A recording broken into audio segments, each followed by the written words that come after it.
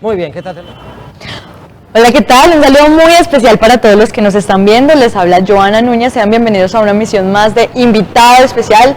Hoy me encuentro con dos mujeres muy especiales.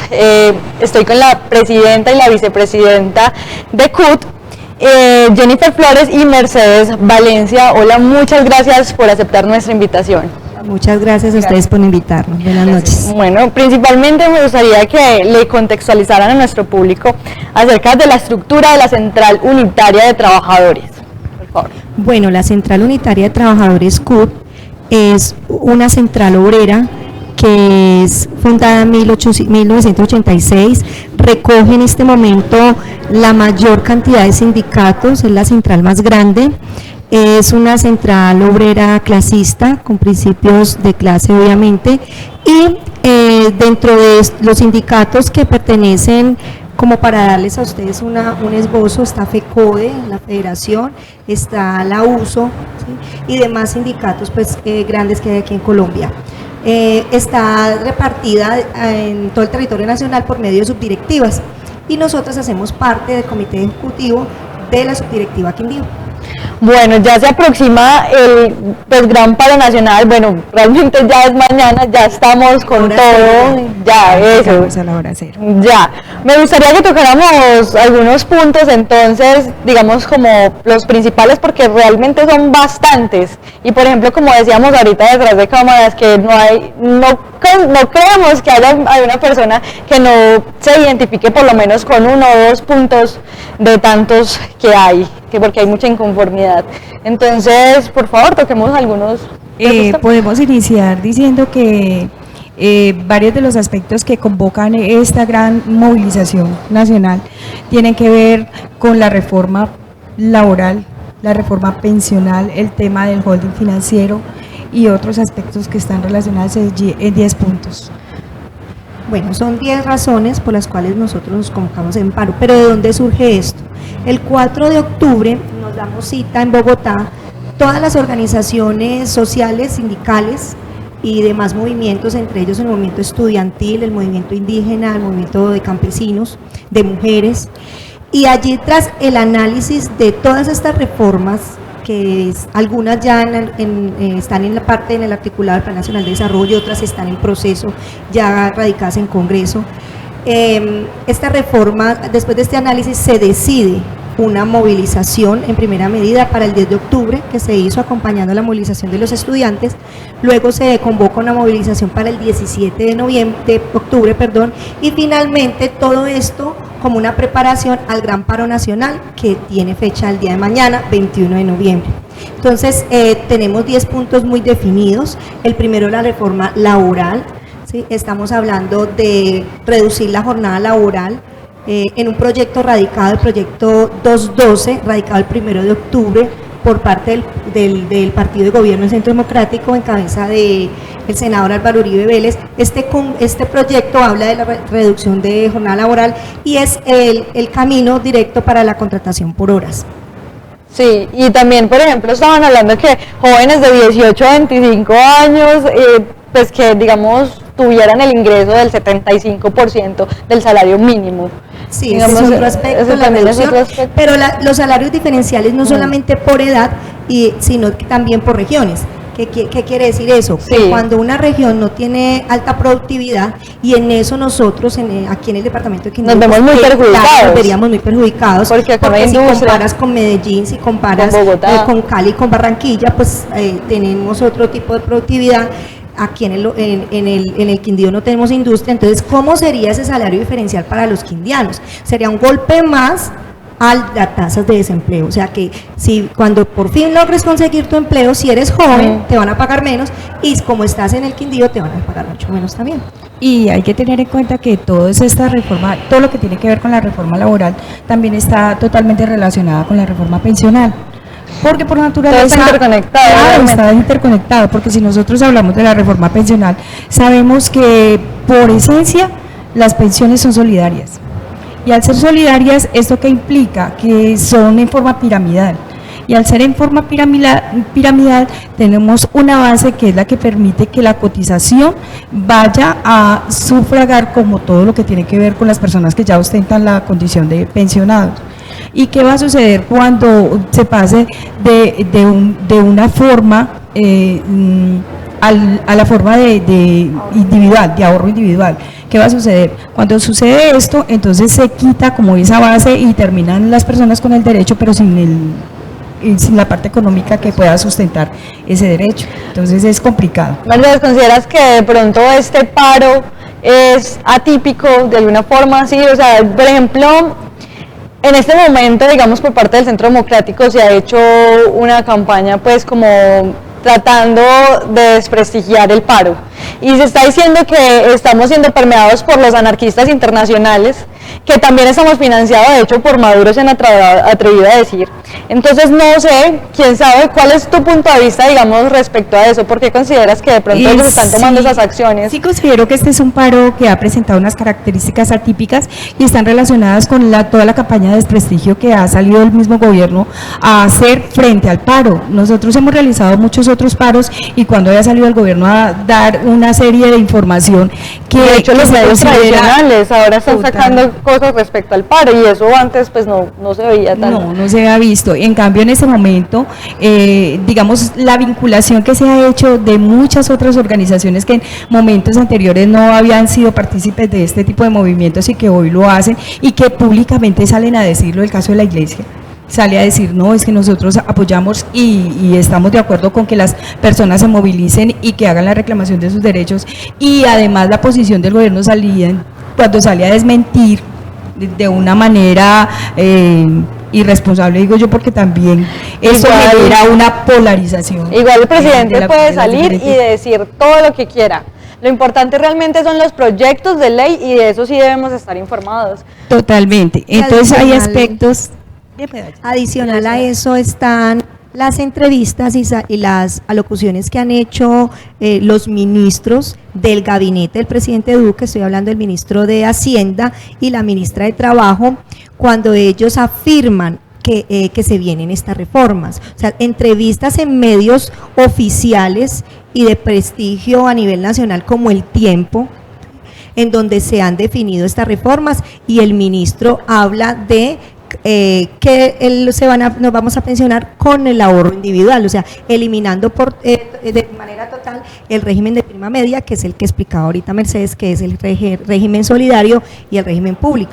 Bueno, Jennifer, y por ejemplo, ¿cuál es su opinión respecto, digamos, a la fragmentación de la bancada de gobierno, digamos, de Duque, frente, digamos, a todo lo que ha venido pasando en el país? Digamos, esto del superaño de aprendizaje, pues que no sé si es que la presidencia es un curso para la administración de un país, y bueno, demás puntos que han pasado, demás cosas, digamos, con este gobierno del cual muchas personas se sienten inconformes, y de hecho se ha visto mucho arrepentimiento, digamos, de hecho por redes sociales.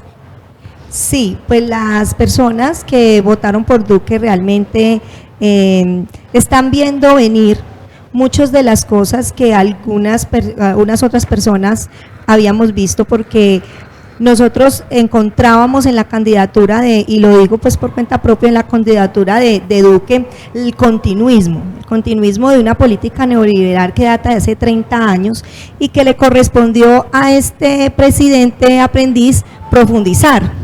Y es por eso que hay un despertar. O sea, a nosotros nos metieron la apertura económica, a nosotros nos metieron las reformas laborales, las horas extras, desde hace mucho tiempo venimos con esas reformas. Pero a este gobierno le toca profundizar, y cabe aquí decir que todas estas políticas económicas que precarizan la situación de los trabajadores y precarizan la producción nacional, que realmente han acabado con ella, ¿sí? Y eso es lo que trae también aún más pobreza al país. Todas estas medidas son orientadas por los organismos multilaterales como la OCDE y el Fondo Monetario Internacional.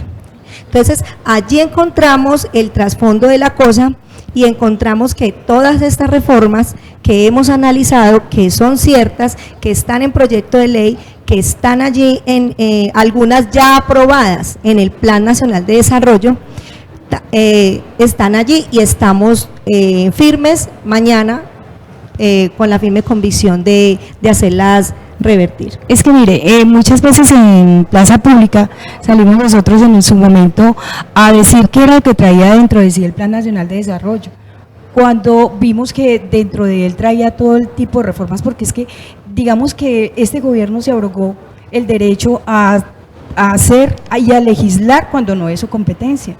Entonces todas estas reformas las metió dentro del Plan Nacional de Desarrollo y todo lo que estamos viviendo en ese momento se veía venir. Entonces es importante. Y además yo también acotaría lo siguiente: cuando se quiere gobernar tras bambalinas, ¿cierto? Porque es que ¿qué es lo que nosotros hemos observado? Un gobierno que fue puesto para que otro gobernara detrás de él, pero es que hasta para eso se requiere una persona inteligente allí y con una capacidad de razonamiento mínima para poder hacer todo ese proceso de transición. Pero ¿con qué nos encontramos? Nos encontramos con un gobierno que en ese momento ha demostrado una gran incapacidad siquiera para interpretar lo que tiene que ver con la profundización de la misma política neoliberal. Entonces, digamos que eso terminó agudizando mucho más el panorama que hoy tenemos. Y hay que decirlo de manera clara, no hay un solo colombiano en ese momento, porque hablábamos de la tipicidad de esta movilización, y es que no existe un solo colombiano que no se vea identificado en esos 10 puntos, en algunos de esos 10 puntos, o en todos. Y ahora con todo, por ejemplo, lo que se aclaró, pues todo lo que muchos nos enteramos, por ejemplo, en la moción de censura contra el exministro Botero, eso de alguna forma pues es algo como para realmente como que estudiarlo realmente, nada más, no ser ni siquiera perteneciente a un partido, nada más con ser humano es un sentir, o sea, es algo realmente como bastante triste, y lo bueno es que ya... Yo te diría algo más al respecto, y es que yo pienso que en cierta forma este gobierno ha retado la capacidad de interpretación, la capacidad lectora y la capacidad que tienen los colombianos. Es que ha querido tratarnos como si fuéramos una parrandada de ignorantes todo el mundo, como si pudiera tapar el sol con un solo dedo, y en ese sentido tenemos toda una población y un gran número de colombianos que estamos dispuestos y que hemos venido estudiando el tema y que no nos pueden meter el dedo así a la boca como de esa manera tan absurda. Claro. Y dentro de las cosas que nosotros también estamos controvertiendo del gobierno, ¿sí? Cuando sale a decir que las razones del paro no son justas, aparte de las dos reformas que estamos hablando acá, está la reforma tributaria, y la reforma tributaria está materializada en la ley de financiamiento que ya está en curso en el Congreso. Eso es otro punto que yo quiero dejar claro, en el sentido de que mucha gente todavía pues piensa que, como el gobierno sale a decir que las razones son irreales, que no hay ningún tipo de reforma, las reformas están allí y se pueden consultar por internet muy fácil. De hecho, hace unos días en Caracol estaban hablando de que ya iba a iniciar el debate de esa ley de financiamiento. Lo otro también es que aparte de las reformas, nosotros estamos saliendo mañana al paro en contra de la corrupción. Entonces, ¿cómo va a salir el gobierno a negarnos que en Colombia cada año se roban 50 billones de pesos en corrupción? ¿Sí? Tenemos los casos de Odebrecht, de Novalena, tenemos el caso de Reficar, el mismo caso de PAE a nivel nacional, ¿sí? De hecho, muchas de las reformas es para que nosotros paguemos ese huequito. Exactamente, y cómo de ese dinero que los muchachos de los universitarios logran ese aumento de financiar la educación superior en el paro del año pasado, parte de ese dinero se va a ir a pagar deudas. O sí, claro, el mico del artículo 44. Exactamente. El otro punto que también yo quiero controvertir aquí es el incumplimiento de acuerdos. Este gobierno le ha incumplido, empecemos, a los universitarios, le ha incumplido a los maestros, le ha incumplido a los trabajadores estatales, le ha incumplido a los campesinos, le ha incumplido a los indígenas y demás sectores que han llegado a acuerdos con este gobierno. Entonces estamos hablando de otro punto y otra razón por la cual marchar mañana, que es el incumplimiento de acuerdos. La otra cuestión allí también que hay que estamos hablando de la corrupción, el tarifazo. Entonces van a cobrar en el recibo de energía eléctrica 35% más para salvar a Electricaribe de la crisis. Sí. Vámonos un poco ya a un tema más local. ¿Cómo va a ser la logística? ¿Cómo se va a manejar el tema ya mañana en el paro acá en el Pero mira Quindío? que antes de pasar a esa parte de logística, a mí sí me gustaría que también tuviéramos en cuenta de que toda esta movilización también tiene que ver con la muerte de los líderes sociales y el respeto a la vida. Definitivamente nosotros no podemos pasar por alto lo que está sucediendo en el Cauca, lo que está sucediendo en el resto del país, donde caen y se desgranan líderes sociales como si fueran granos de maíz de una mazorca. De verdad que es un tema muy complejo y donde tenemos un gobierno que no ha sido capaz de afrontar esta situación y que pregunta todo como... Colombia tiene una constitución hermosa, pero se ha quedado solamente en el papel porque no se defienden ni siquiera los derechos fundamentales, el derecho de la vida. Bueno, la logística. Mañana la CUT... Y regálenme de una vez la invitación, por favor, para todos. Muy bien, la invitación la hacemos en nombre del Comando Departamental Unitario, que es una convergencia de organizaciones sindicales y sociales que nos hemos venido reuniendo después de la orientación nacional que sale el 4 de octubre del Encuentro Nacional de Emergencia. La invitación es pues para que estemos mañana en la Plaza de Bolívar de Armenia a las 9 de la mañana. Vamos a tener muchas actividades pedagógicas, actividades culturales, presentaciones de artistas que se han vinculado a esta gran jornada. De parte del sindicato de maestros se ha orientado unas jornadas pedagógicas, los maestros van a ir a dar clase en la plaza pública, van a ir a darle clase, van a enseñarle, van a hacer lo que ellos saben hacer, van a darle clase a las personas, a los ciudadanos que transiten por los lugares aledaños, respecto a lo que estamos hablando acá, haciendo pedagogía de las reformas, haciendo pedagogía de las razones y explicando las razones por las cuales esa gran jornada nacional de mañana. Vamos a tener una movilización a las 11:15 de la mañana y una segunda movilización a las 3:30 de la tarde. Y toda la jornada, como te estoy diciendo, va a estar acompañada de presentaciones y eventos artísticos y culturales. Entonces los esperamos. Mensaje, por favor, para nuestra audiencia. Claro, el mensaje es muy sencillo y es que todos unidos tenemos la fuerza suficiente para hacer que gobiernos tan sordos y nos escuchen frente a las necesidades que tenemos como colombianos. Además, quiero decir que en el caso de los maestros salimos con el arma más peligrosa que pueden tener los maestros, que es su capacidad de hacer pedagogía y su capacidad de convencer al otro con el argumento. Entonces, mañana todos en el paro. Bueno, infinitas gracias por estar aquí en CNS con nosotros. Bueno, muchas gracias a ustedes por invitarnos. Claro, muchísimas gracias. Y nos vemos mañana en el paro. Por abrirnos este espacio. Bueno, gracias. Ya saben, mañana el gran paro nacional. Muchas gracias por acompañarnos en esta emisión y nos vemos pronto.